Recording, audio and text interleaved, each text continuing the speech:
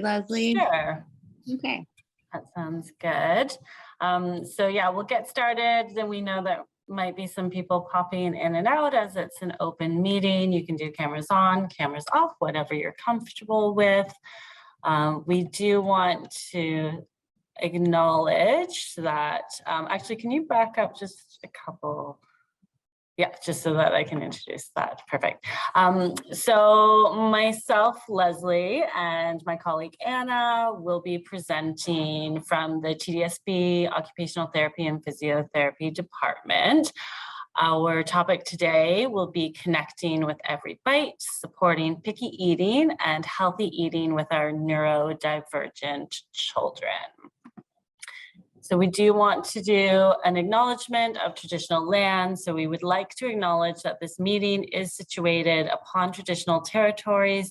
These territories include the Wendat, the Anishinaabeg Nation, the Haudenosaunee Confederacy, the Mississaugas of the New Credit, and the Métis Nation.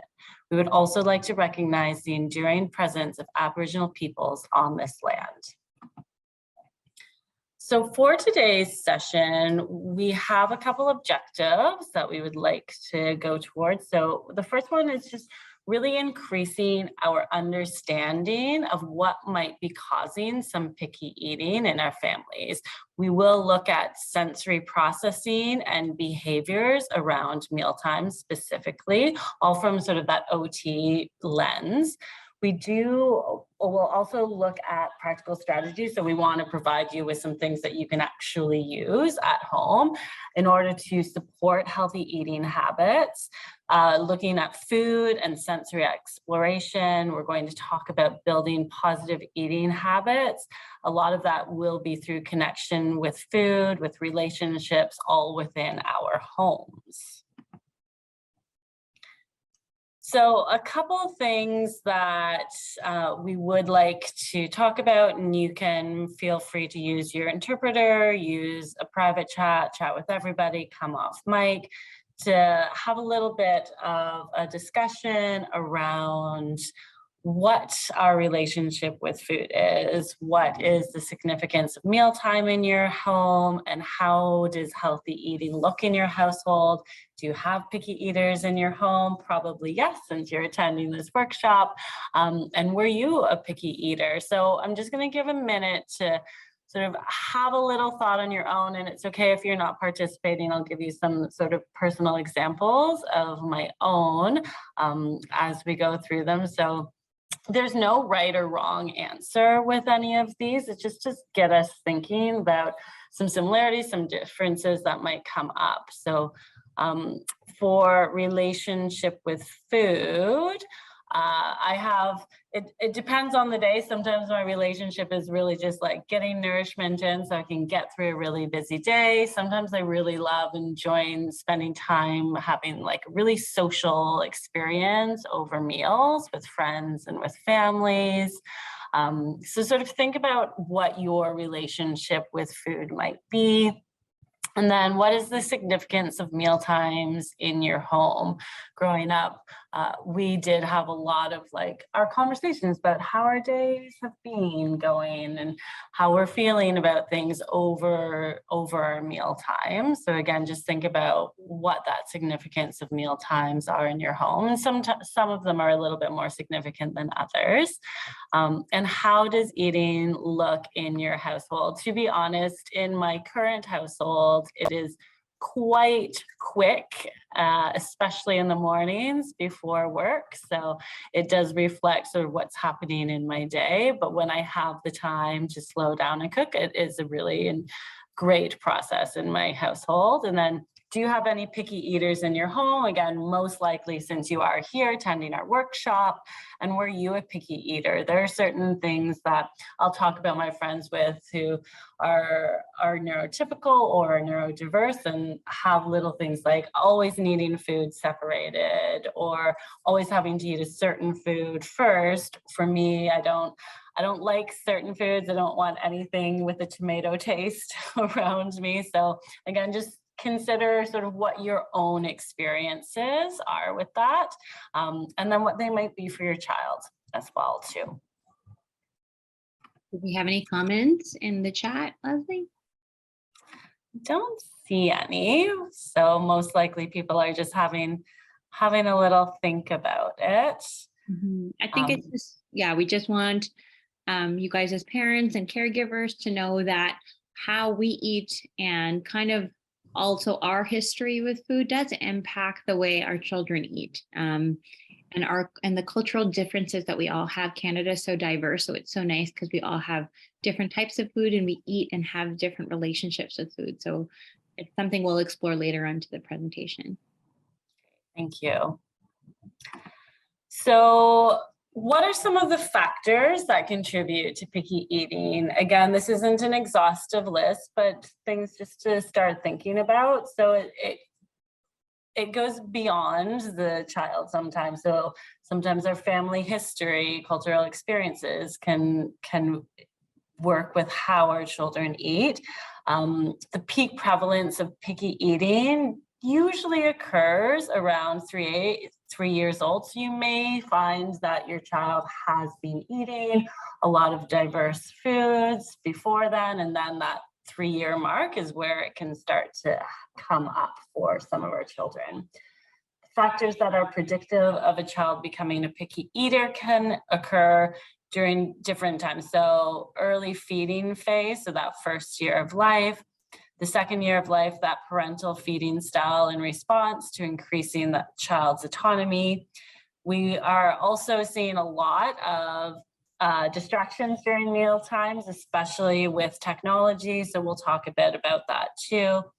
And then just the nature of our lifestyles, there are some reduced family meal times, and meal times are really social and a really great experience. So that can contribute to a bit of picky eating. And then some reduced sensory engagement and a decrease of exposures to a wide variety of foods. So we do want to introduce a term to you that you may have heard, it might be new to you today. So picky eating can also be referred to as food neophobia. So that just means when your child is reluctant to eat or avoids trying new foods, commonly begins between the ages of 2 to 5 years old.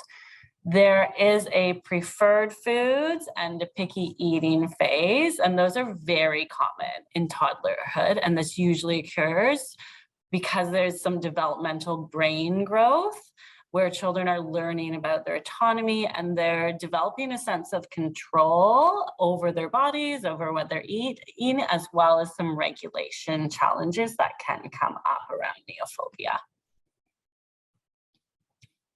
So with picky eating, what are the causes behind food neophobia or picky eating? And we know this is based on research and also just experiences that we have as therapists. A complex medical history can really contribute to picky eating. A history of reflux, so if the baby had difficulty keeping milk down in their throat, that unpleasant feeding experience because their food is always going up and down their esophagus can contribute to feels like trauma in the throat, frequent hospitalizations. And we know that individuals who have sensory processing issues can have difficulty with different types of textures of food. And also tongue and lip ties can also contribute. Some children have a sensitive gag reflex, and that's often tied to the history of reflux, but also having more reduced oral motor ability. So if you've got a child that never actually crawled or didn't like doing tummy time, they're going to have actually a harder time chewing and learning how to chew using all the muscles in their mouth, because tummy time and core play such a huge role in the way we sit and eat our food. Sometimes a preference for sweet and savory flavors. And then it comes back to kind of that parental relationship around pressure to eat, or the lack of engagement actually, or affection at mealtime could be one of the contributors during food engagement. Anxiety also plays a role, low quality diets, and then going back to that parent-child relationship, which we'll talk about a little bit later, that plays such a pivotal role on eating and healthy relationships around food. Why is picky eating so common in autism? It is very common. The research shows it's at about, there's a variations in the research. It says 60 to 80% of children or adults with autism will experience picky eating in their lifetime. And why is that? It's really around sensory issues and having underdeveloped oral motor musculature. So, like what I was saying, not having the muscles to in your mouth and in your core to sit up and chew well. And as we know, there's a lot of gastrointestinal related issues with respect to autism. And that can really develop that negative relationship with food, right? It's very common in children with autism to develop specific food repertoire. So those are specific foods that they only allow or want to eat. And usually it's actually those food types that have no color. It's usually the blank, yellow, white food types, chicken nuggets, plain pasta with butter on it, chips, fries, rice. And the question is why? Why do they allow those types of food, but no foods with color? And the reason why is that in that neurodivergent brain, safety always comes first. And if I pick the same foods over and over and they always look the same and predictable, I'm going to feel safe and secure to eat it. If I chose things with color, that's not safe. That's not, that's too out there. That's something that's too much of change. And when it comes to chicken nuggets, are almost always the same size. When it comes to French fries, are almost always the same size, right? So it's predictable. And that is why we kind of get stuck in those food repertoires. We know that there's three picky eating contributors. The number one, and we'll review them a little bit more in depth. Just to review it, it's the use of screens and technology, drinking too much milk, and that can vary any type of milk, and giving up on food exposures. So when we're using technology at the same time during meal times, we're creating long-term problems that are much bigger. But in the moment, it actually feels like such a good solution because the kids are sitting down and they're eating. And I know as a mom myself, I know that it feels so good to have your child eat. But what we're missing behind the mealtime when we use screens is that reduced sensory engagement of touching, tasting, playing, and exploring with your food. You're not having that engagement to figure out, do I like this taste? Do I want this taste? And reducing those internal feelings can change the way our brain understands how to eat. Using technology also trains the brain to pair that they need the screen to eat. And it's pairing that dependency, which is really difficult to break. It's a very hard pattern to break.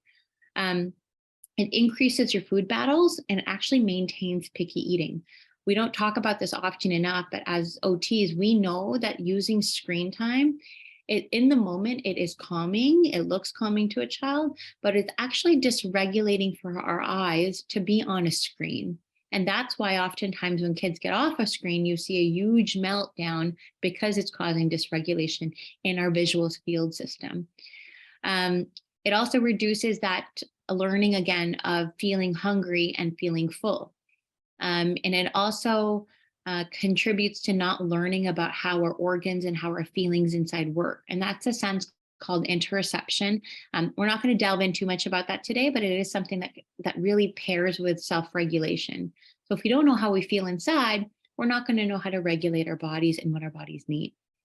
When it comes to eating, and the environment should be distraction-free, and we really want to up that social engagement during meal times. But when we have technology in the way, we're reducing that social engagement with our kids.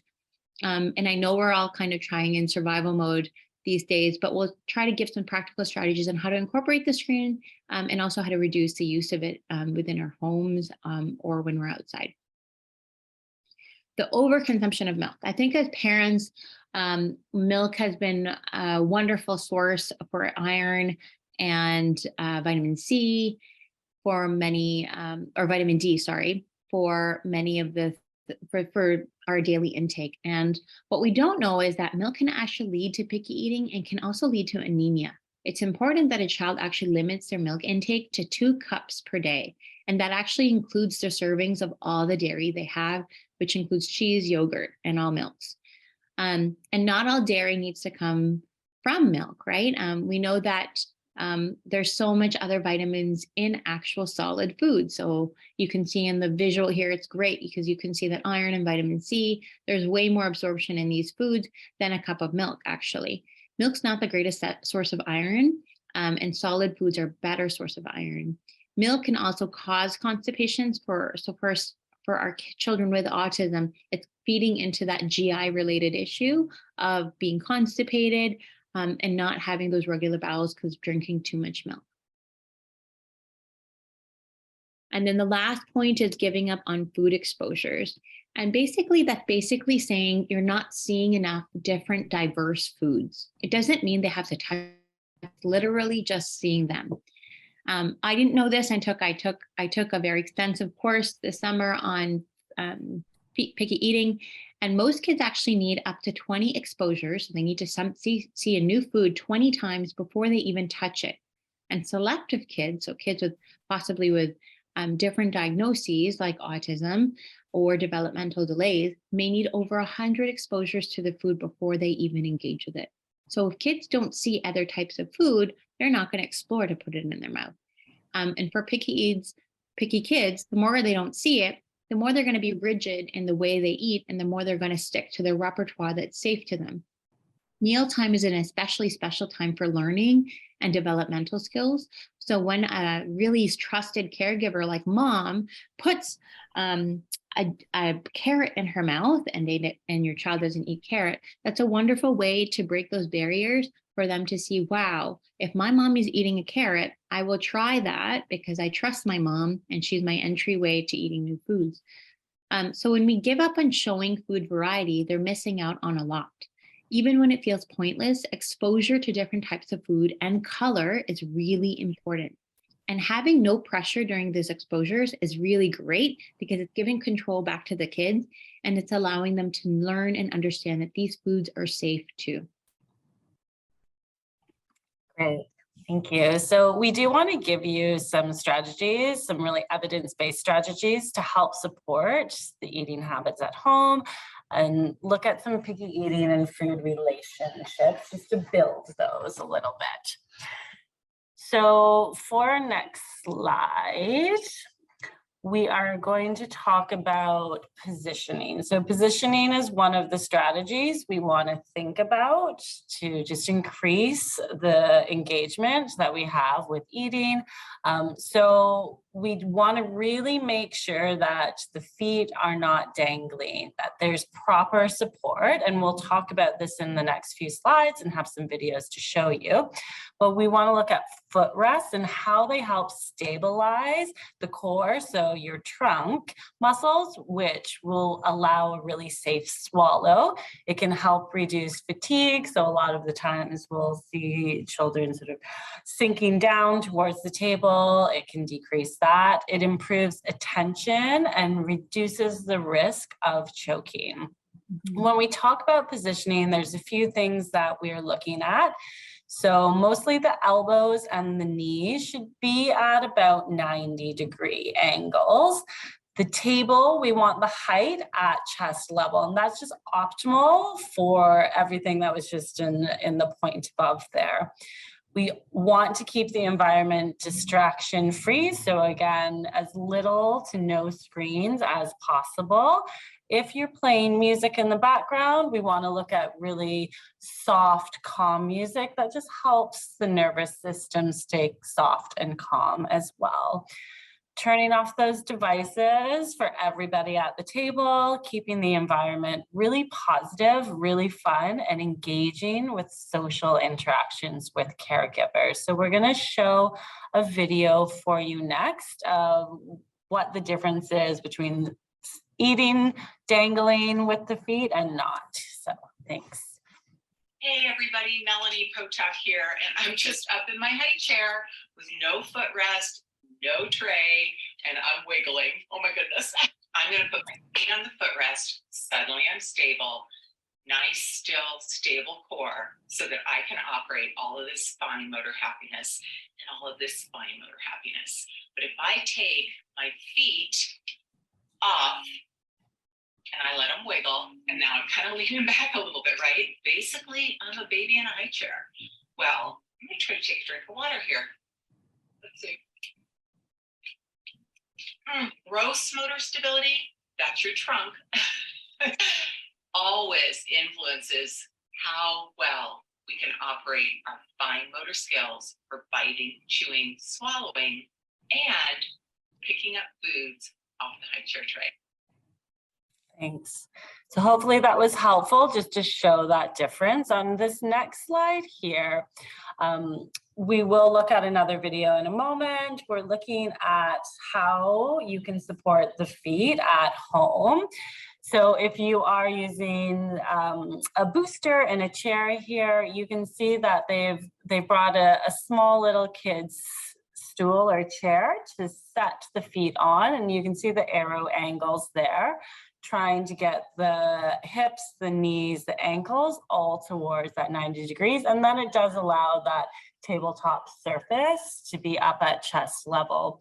So a lot of the times parents, guardians, caregivers will think that there's still going to be some movement there, and there might be a little bit of movement, but we have a video just to show you how significant supporting the feet can be for changing and bringing stillness and calmness into the body when they're eating.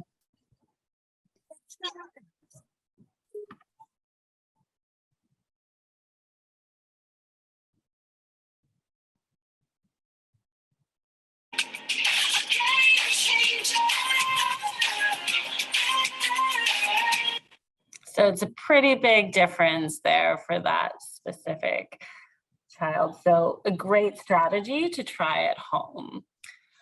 The next one we want to talk about as a strategy that you can use at home is building trust with eating and using routines and visuals to do that. So you can see at the side here, there's some visual pictures that you can use. If you don't have visuals or visual timers, you can use the timer on your oven, things like that to help. You can use concrete objects just to show what's going to happen at dinner as well too. We want to make sure that there's no force feeding. That goes back to that building trust and that safety piece within the neurodivergent brain in order to help build a more positive relationship with the food and with the caregiver. Selective kids might be more prone to have distrust in a future meal if the session is through force feeding as an early experience.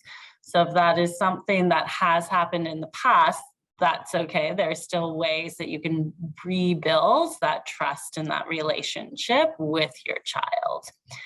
Use visual or verbal reminders of when food is being served, just so that they have those rules, those expectations, and again, that builds some safety. So let them know we're going to have lunch soon so that there's predictability in it. You can use a timer if needed. Again, try not to have it as a phone timer because that's screen time distraction. So if you can, a visual timer or something, a clock or anything that you might have on your oven or your microwave. Food exposures can be wrong too. So serve the food in different ways. So cut the oranges differently, change up pastas, again, just so that they have that experience with their items in different ways. With trust and with that structure, food chaining can be implemented as a technique to increase food exposures. And Anna and I will both talk a little bit more about that specific technique of food chaining. So setting up for success. We really want to make foods easy to eat. So the next strategy is make it as easy as possible for them to access that food with their fingers, with their mouths. So use utensils that are easy to hold and respect cultural habits. Small eating tools for small hands. We don't want to give them anything really big. That's going to be hard for them to manipulate, really challenging, not so fun. You can have food picks. So you can see the little superhero food picks there at the bottom. And that incorporates some interests of our students, of our children that we're working with. You want to cut food to bite size and separate food for picky eaters. So in the top left corner there, you can see everything is really accessible for a small mouth, small fingers, and has that division. Because that separation, again, goes back to that feeling of control and that feeling of safety within their nervous system.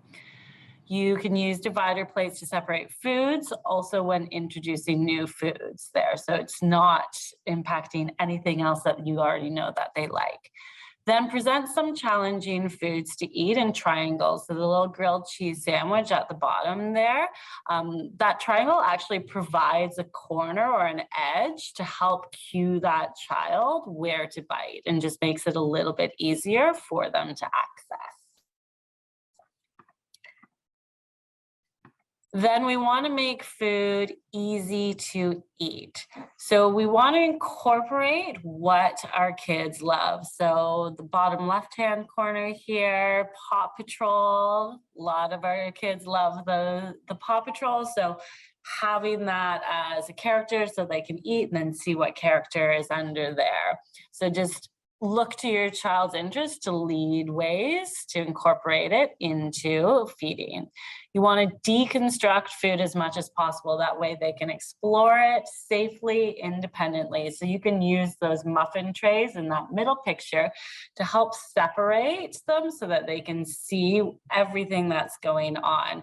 And one thing that we want to let you know is less is more with feeding on the plate. So again, it makes it a lot easier when you see the plate on the left-hand side that has overwhelming, there's a lot of food there. There's a lot of choice. There's a lot of sensory experience, where the one on the right is small, it's bite-sized, it will make more sense to their brains. It's a lot more approachable and a lot easier for them to eat. And you can actually just, it's one way if you're using their favorite TV show, you can even just get them to touch food in that way, being like, oh, why don't you get some chicken and give it to Marshall or give it to Ryder, put it on in their mouth. So it's getting them to touch food that they may not even want to touch, but engage with it in a fun way. So that's why using their favorite TV show and characters, you can kind of use that exposure as a fun play example instead of getting them to say to eat the food. It's just engaging and the food is already great. And then this was just another strategy that we wanted to share. And it's just changing the way you present your food. So it's a little bit more engaging rather than the traditional plating of it.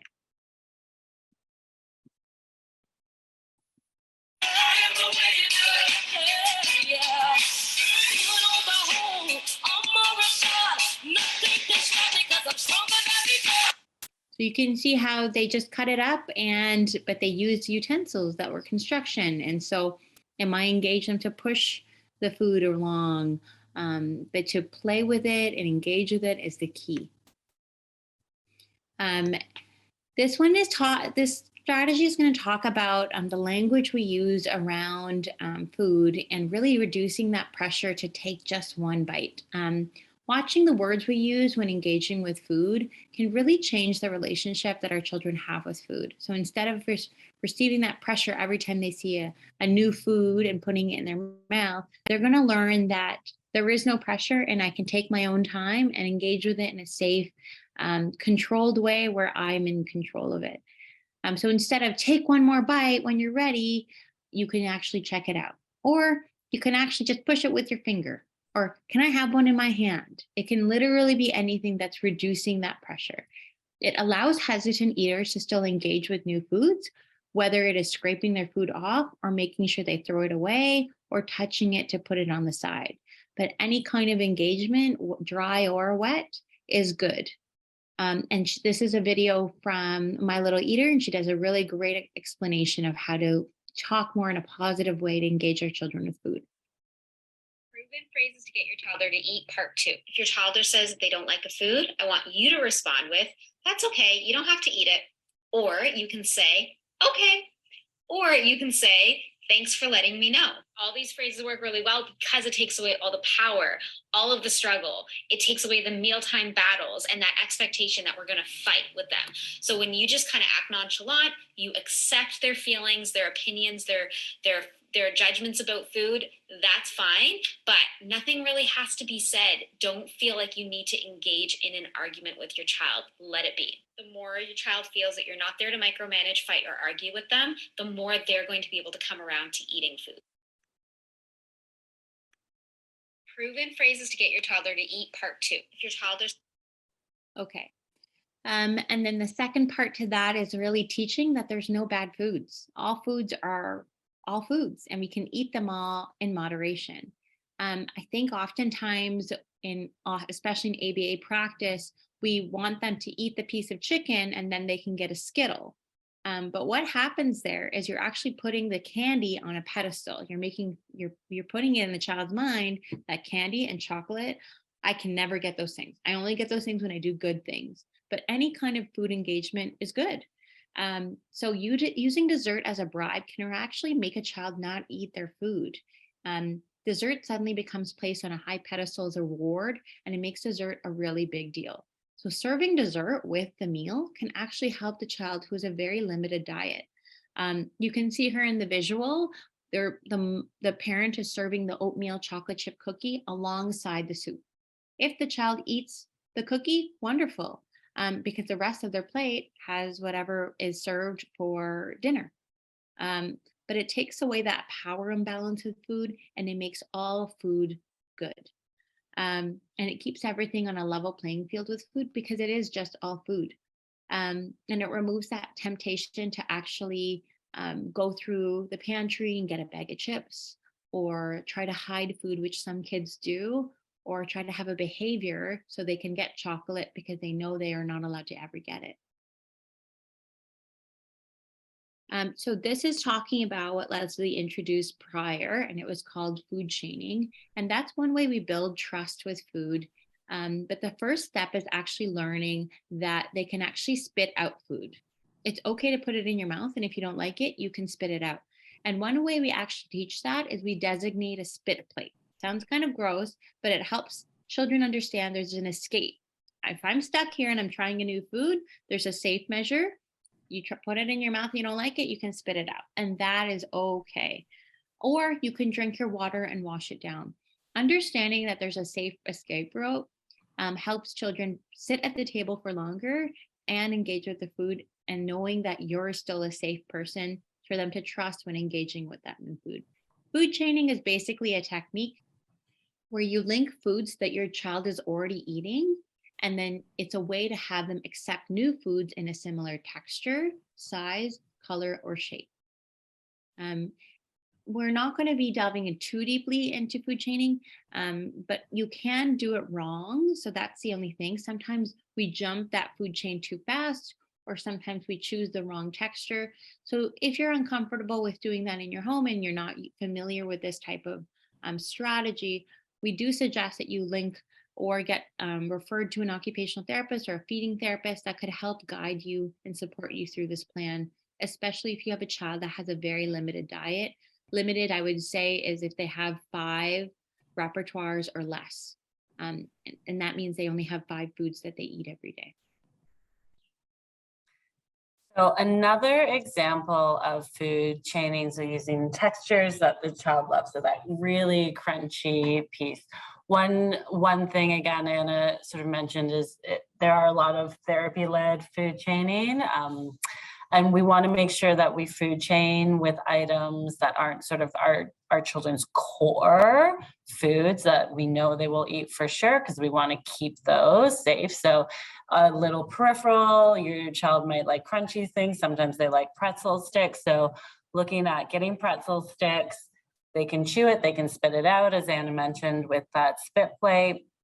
They can touch it. I'll talk a little bit more about that as well on the next slide. Then you want to add in a white veggie straw. So you would still keep the pretzel stick, have the white veggie straw in. And then again, you would mix in then an orange veggie straw, and then going into that baby carrot stick. Now, As Anna did mention, there are some specifics about this approach that you do need to know sort of when to move on, but we do just want to give you an idea of some creative thinking of ways you can get towards that goal food for your child. Again, and we want to reiterate, you never get rid of the safe foods that your child has on their plate. So if the pretzel stick is the only thing they eat, make sure that you always serve it. You can't spoil them by giving them their safe foods. Those safe foods have to be there because they're foundational. They're good things because they're the entryway to having your child eat other foods that are similar to that safe food. So another approach that is a really fun way of getting towards eating is called the SOS approach. So sequential oral sensory approach. And you'll notice in this ladder here that the very last step is actually eating the food. So there's going to be a lot of work done between you and your child before you even get that food to be eaten. So the first thing is we want to make sure that they tolerate being around the food. Can they be in the same room? Can it be on the table? Can they look at it? Can they acknowledge that it's there? That's the first step to introducing a food to eventually be eaten by your child. Then can we interact with it? Can they push it around with a utensil? Can they carry it from the fridge to your countertop? Can they help sort of scrape it out into the garbage? So are they able to interact with it is the next step. Then we want to engage even more senses. So the sense of smell next. So can they put it towards their nose? Can they take in that odor? Can they be in the room if there's something that has a really strong smell that's cooking there? So are they able to tolerate that? Once they do, then the next step is, can we get them to touch it? And it doesn't mean with their mouth. They can touch it with their fingers. They can roll a pea along their hands. They can squish something between their hands. You can walk little spaghettis up and down their arms. So there's lots of different ways to interact with that touch sensation. And then the next one would be taste. So that is more around the mouth. So you can use that spit out plate as well too here, but can they lick it with their tongue? Can they place it on their lips? Maybe they hold it in their mouth. Maybe they take a bite. Lots of different options just to start with that taste. And it doesn't have to be for very long. Once they tolerate that, then the final step would be actually eating it. So there's a lot of different things we need to spend time on first before just instantly going to eating a new food. We want to also talk a little bit about moving through purees. So a lot of the times our neurodivergent students might really prefer purees or spend their whole lifetime eating only purees. And yes, these visuals say for babies, but they're also a great way to get you thinking about other things you can introduce with different textures. There is an oral motor piece. So the way that the muscles move, our tongue, our teeth, our lips to chew is a lot different than what we would need for just the swallow of a puree. So you can think about even getting some of these textures through that SOS approach that I just talked about, that tolerating, that smelling, that touching before even going into their mouth. So looking at something stringy like string cheese, or something chewy or something spongy. So all of these ideas you can incorporate through that SOS approach before it even goes into their mouth, but it is an important piece to get that oral motor control if they've only been exposed to purees. So we want to make sure that we're prioritizing eating as a family and connecting. And we do want to acknowledge that our lives are very, very busy and it can be hard to carve out sometimes, but it has been shown that even just one caregiver sitting with the child once per day for 15 to 25 minutes can be really, really good for increasing that comfort level with food. We also want to make sure that that tolerance for that child, that 15 to 25 minutes, that we're not calling to them to the table before that 15 to 25 minutes that they can stay at that table there. So call them when they're ready, when the food is ready. Can you still feed them? Of course. Responsive feeding is key during meal times, creating happy memories, but there is a difference definitely between the responsive feeding, them opening up their mouths, them looking at you, acknowledging that they do want more food, versus that force feeding. So we want to only focus on responsive feeding. We want to only wipe and clean faces at the end of the feeding sessions, because it can be really unpleasant, that feeling of getting wiped after every time for a neurodivergent population.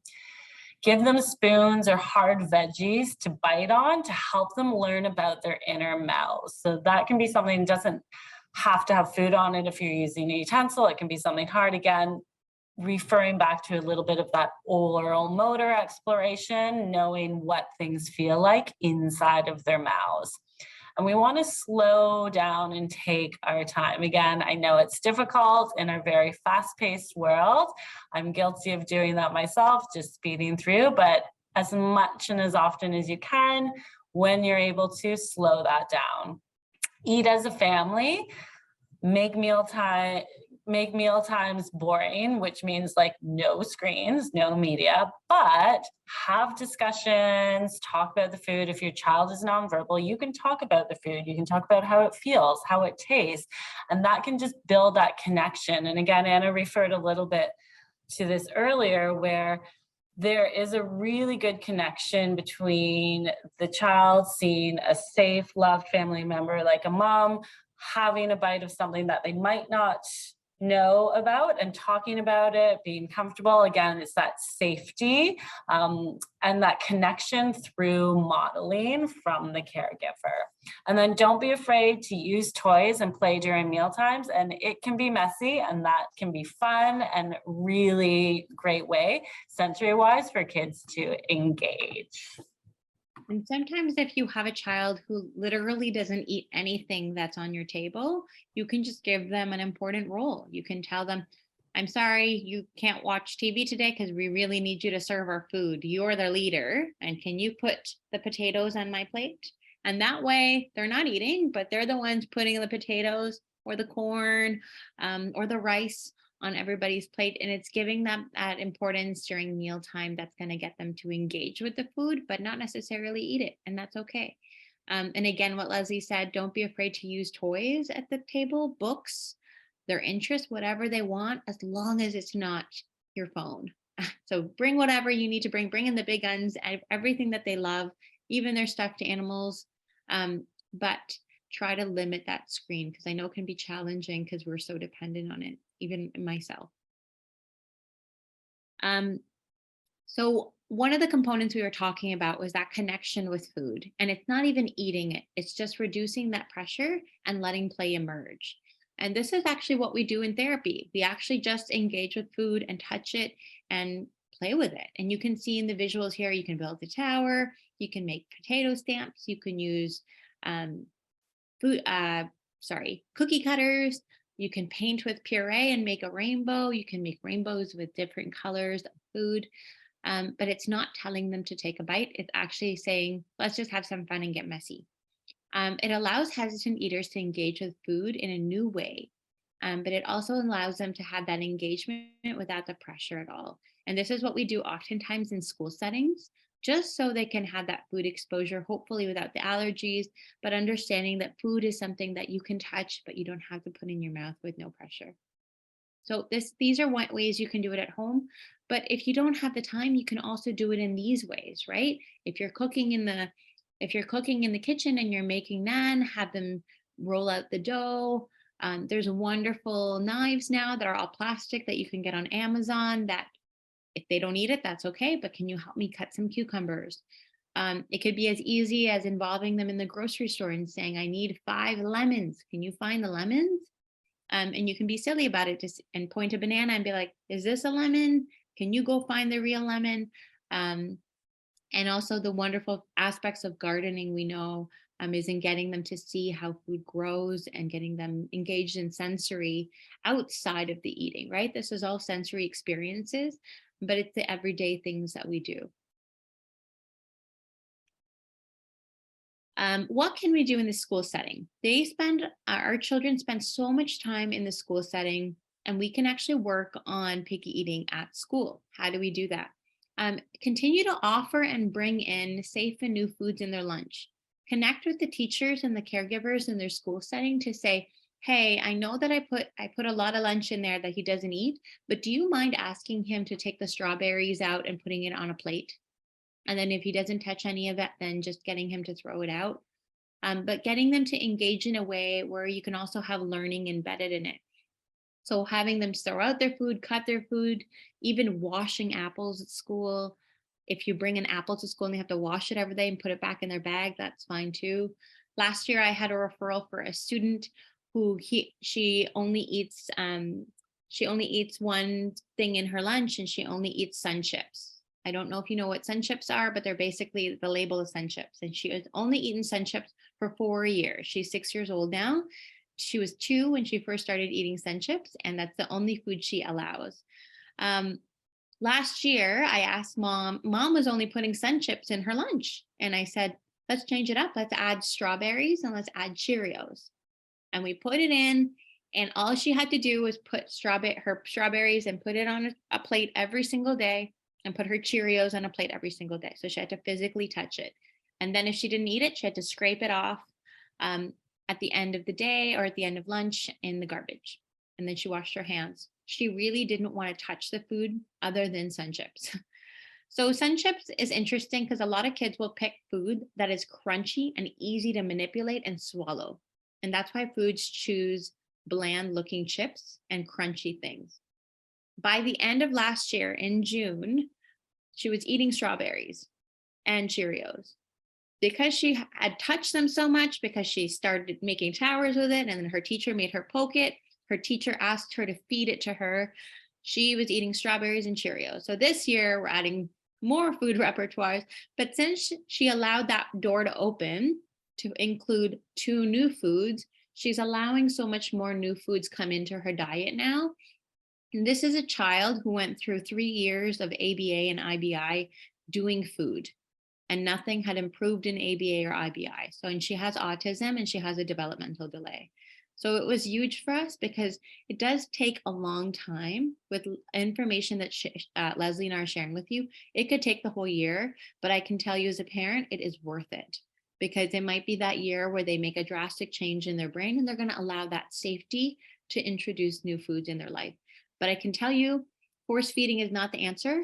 And the first and foremost is play and developing that sense of safety through their trusted caregivers. That's the answer to picky eating. We gave you a lot of information today, but if you could leave today, these are the 2 things that we want you guys to remember from today. And hopefully what you can take into your pocket today as your toolbox. If your child's overweight and underweight, you would have the same strategies. It would be prioritizing 20 to 30 minutes of family meals once a day, not discussing weight at all. And you're going to set a meal and a snack schedule. And it doesn't have to be a visual. It could literally be saying, in 10 minutes, we're going to eat. In 5 minutes, we're going to eat. So it's just telling them what is coming up and getting kids to learn and listen to their bodies, starting with small portions and adding the fun back in food. Having one choking incident is enough for a child not to eat for 6 months. And we have seen this in practice. So imagine for those kids that we have that had reflux as babies, they're going to have a really hard time eating regular food because all they know is every time I put something in my mouth, it comes out. And it gives me a horrible feeling. So that's why we have to do all these positive things and create wonderful memories with our kids, because we know that's a secret to getting them to engage and have a wonderful relationship with food well into adulthood. There's some wonderful resources out there. These are all Instagrams or websites that you can follow. Kids Eat in Color is a really wonderful website that has really great ideas. Melanie Potok is an SLP, but she's also a feeding therapist. Kids Eat in Color has a picky eating course available. It's the most affordable one, but it also takes into consideration students who are neurodiverse, who have autism or developmental delays. It's about $59 US, but it was fantastic. I took it this summer. I've taken other ones too, but I found this one the most comprehensive and evidence-based and affordable, actually. These are really great books. They look like they're for babies, but they're really not. Being a response or feeder and parent is actually throughout your whole life what you need to be for your child. So they're really great books. We're going to stay around. If you have any questions for us, please put it in the chat. But thank you so much for taking your Saturday to come here and listen to our talk. We're so happy to share information with you, and please give us feedback. I know that you guys will be doing evaluations, but please let us know if there's other topics that we should be sharing with parents at TDSB more. Let us know what those topics are. And again, thank you so much for giving us your time and your space today to be here with us. Thank you, everybody. So we do have a comment, a question actually, in the chat about what if the child only eats sweets and you cannot force feed them to eat, so then you have no way of getting them to eat foods. So hopefully we gave some strategies that might start you on the idea of a lot of it's going to take time. A lot of it's going to be sort of what that example Anna gave of the strawberry, of just building that trust, that safety, both with the food and with the caregiver, as a way to then incorporate a new food. So give yourself a lot of time on it, and then make it playful, make it fun. Think back to those SOS, that staircase approach there. Just, can they tolerate it? Can they engage with it? Can they touch it? Can they smell it? Things like that. Yeah, and if she likes sweet, so exploring, I guess, healthier options that are sweet, so fruits, even getting her to sprinkle sugar on her pasta. That's oh yeah, so 10 years old, so that's okay. Get her to help out with cooking, get her to help out with grocery shopping, get her to handle the food, get her to wash the food, ways like that. What, you're washing the lemon, does it smell like anything? Things like that are ways that you can get, it doesn't have to be specific play, but to integrate those steps into it. That's right. So that's a great question though. Yeah, thank you. Thank you for that question. Does anybody else have any other questions?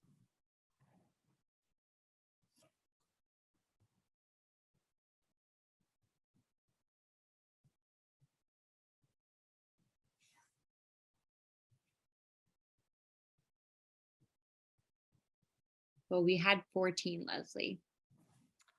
There was 19 earlier. Oh, okay.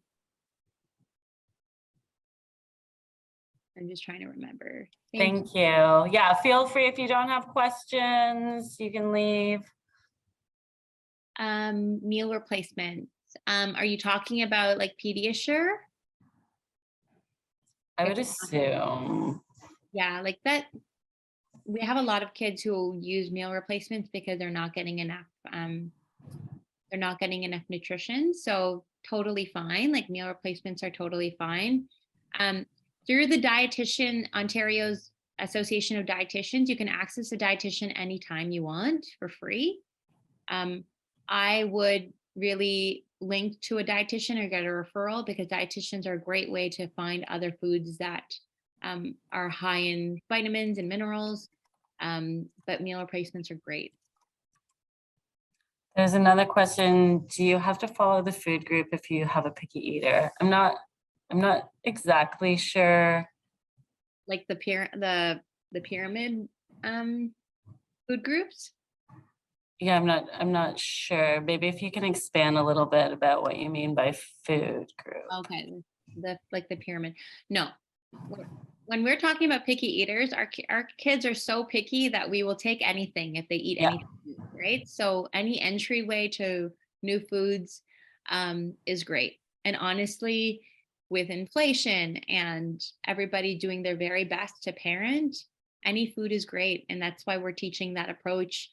As long as you're trying to aim for that healthy balance, that's perfectly fine.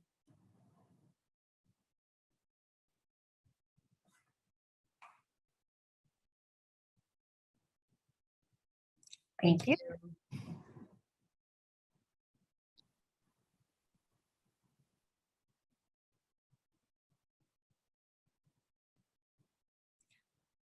I'd say yes. Yeah. Only because our kids do a lot before they have their first nutrition break. So no, Thanks, thank Malika. you, Malika.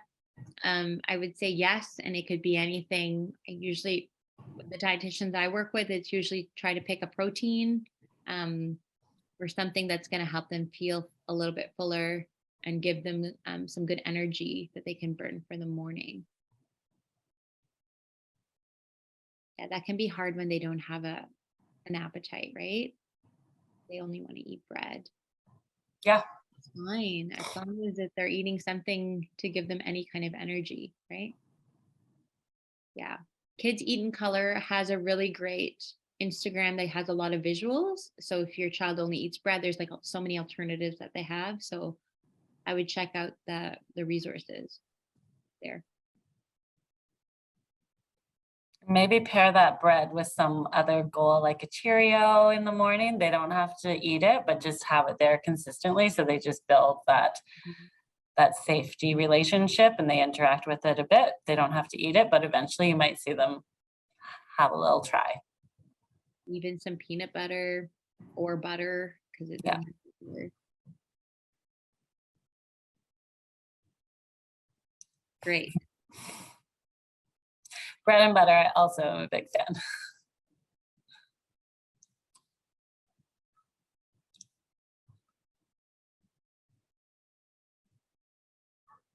Hi, Annette.